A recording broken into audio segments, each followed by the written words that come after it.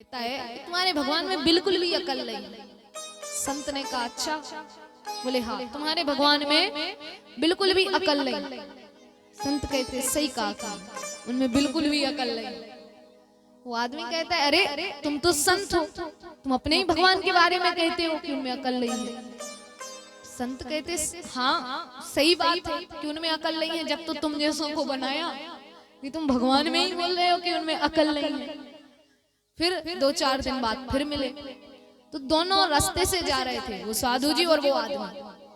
तो वहीं पर उसको एक कद्दू का वृक्ष दिखता है, कद्दू का पेड़ लगा है। तो आपने देखा हो कद्दू का फल बड़ा होता है, उसकी डाली पतली होती है।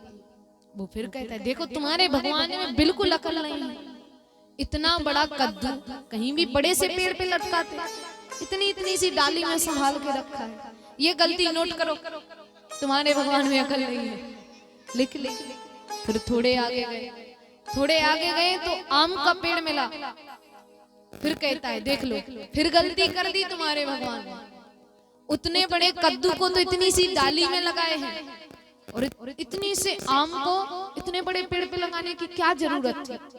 ये गलती भी लिखो, कितनी से आम को उतने बड़े पेड़ पे लगाने को गए, उतना बड़ा कद्दू नीचे ही पड़ा है, थोड़ी सी डाली में लटका है, तो ये भी गलती है। भगवान कहते बड़ा विचित्र आदमी है। भगवान ने कहा रुको अभी मजा चिखाते हैं। उसी आम के पेड़ के नीचे उसकी नींद लग गई। तो भगवान लीला करते हैं कि खूब तेज आंधी आने लगती है। आंधी आती है तो आम नीचे गिरने लगते हैं और आम पका हुआ नहीं था, कैरी टाइप में है, बहुत टाइट है। तो नीचे लेटा है तो आम सीधे उसकी नाक पे गिरता है। नाक पे गिरा तो सीधे वो बेहोश ही हो गया।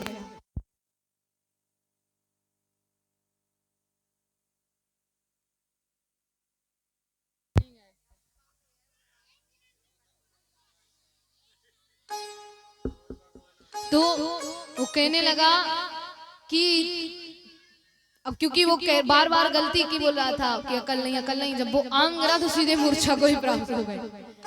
फिर थोड़ी देर बाद होश में आए तो उन संत ने बोला कि अब ठीक हो? बोले ठीक तो है, पहले जो लिखा था ना कि भगवान में अकल नहीं है वो मिटाओ। बोले क्यों? क्योंकि भगवान जो करते अच्छे के लिए करते।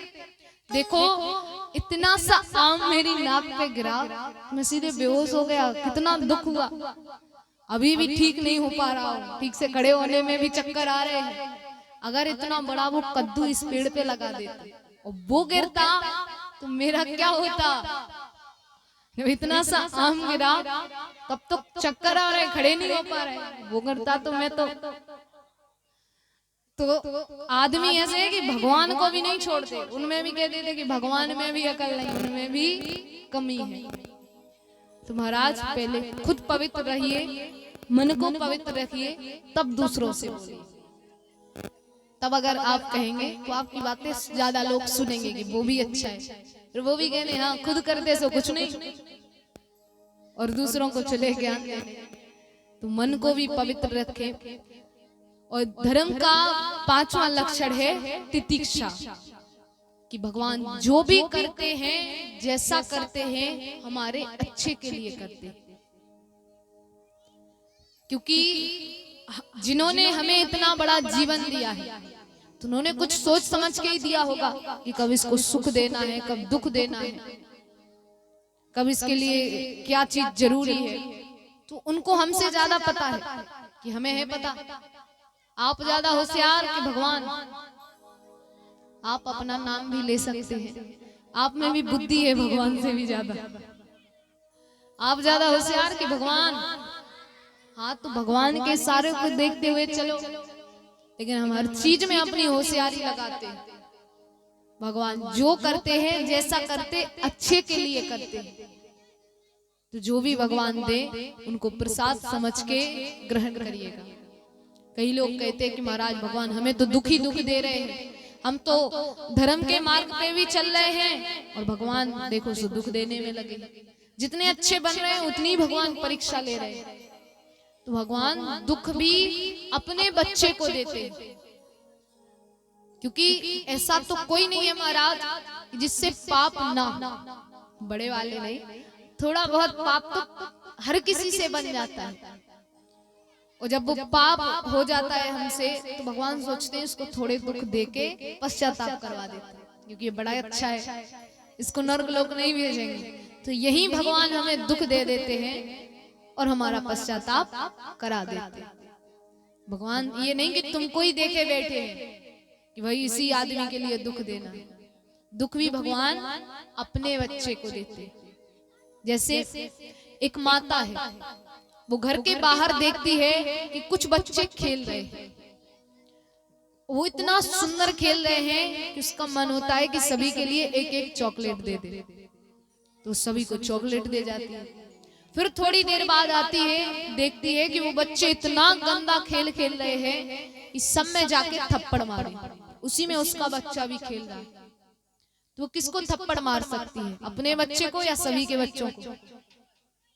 अपने बच्चे को, क्योंकि वो अपना है। दूसरे को मारे पड़ोस, अरे कैसे हाथ उठाया, फिर तो और झगड़ा बढ़ जाएगा। तो किसको मार सकती है? अपने बच्चे को। तुम क्यों गए उधर खेलने? ऐसे ही भगवान अपने बच्चे को दुख देते कि थोड़ी बहुत गलती कर भी दी तो सुधर जाएगा। कि जैसे माता पिता सोचते ना, चलो थोड़ी बहुत गलती कर भी दी, थोड़ा बहुत डांटेंगे सुधर जाएगा। भगवान भी परम पिता परमेश्वर है, वो भी अपने बच्चों से ऐसे ही प्रेम करते हैं। भगवान हर चीज हमारे लिए अच्छे के लिए करते हैं। एक राजा है, शिकार खेलने को गए तो मंत्रीगण साथ जाते हैं।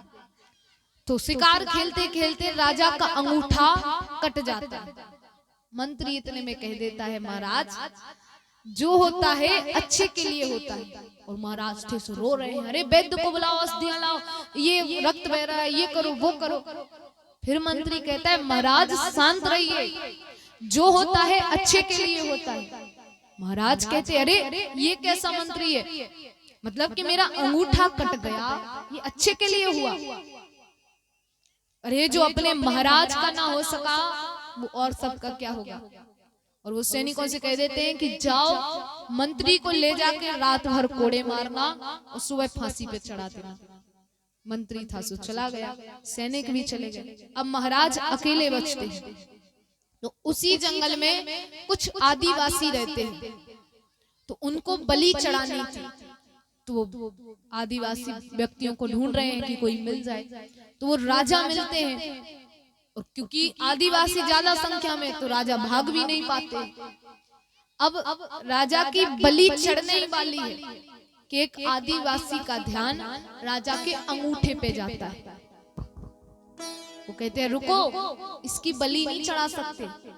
बोले क्यों? बोले ये अपवित्र है, इसके अंगूठे से रक्त बह रहा है, ये पहले से खंडित है, इसको छोड़ दो।